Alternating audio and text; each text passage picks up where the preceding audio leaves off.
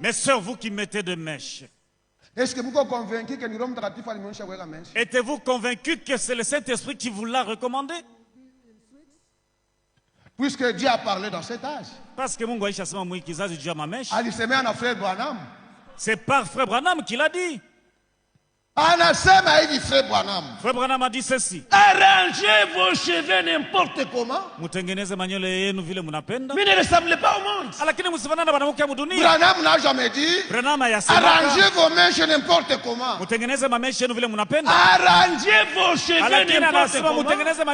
Mais ne ressemblez pas au monde. Est-ce que vous êtes convaincu? Êtes-vous convaincu, mes soeurs, que le Saint-Esprit qui vous a recommandé de mettre les mèches? Frère Branham ajoute, si quelqu'un n'a pas de main, il est devenu manchot, il peut acheter une prothèse. Ce n'est pas pour en être fier. Mais c'est une humiliation. Si quelqu'un n'a pas de dents, il peut acheter une prothèse. Ce n'est pas pour s'enorgueillir, mais c'est pour garder quand même un peu d'esthétique. Tu n'as plus de jambes, tu peux acheter une prothèse.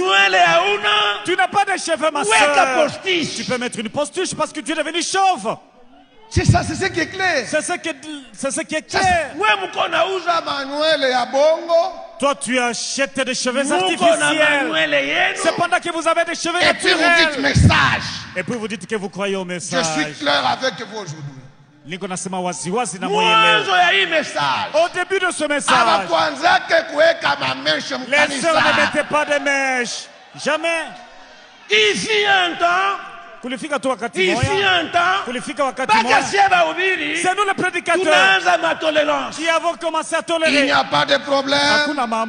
Mettez seulement les noirs. Ne mettez pas les jaunes. Nous, nous avons changé. Ne mettez plus de mèches. Oh, ce n'est pas comme ça qu'on doit prêcher. Quand la parole libère sa pensée. Et que je dois arranger ça. Je dois arranger ça. Il faut je dois répéter ce que j'avais dit. Je dois corriger en disant que c'est la parole. La parole dit que vous les sœurs soyez naturelles. Restez naturelles. Maintenant, dans une même église, il y a des sœurs qui ont de... il y a 2000. 2500. Ah, il y a des sœurs qui ont des mèches de 2000, de 2500. Non, cela ne s'emboîte pas. Si porter les mèches n'est pas la parole. Nous disons tous Amen. Nous avons suivi ce que nous avons suivi. Nous avons suivi les promesses.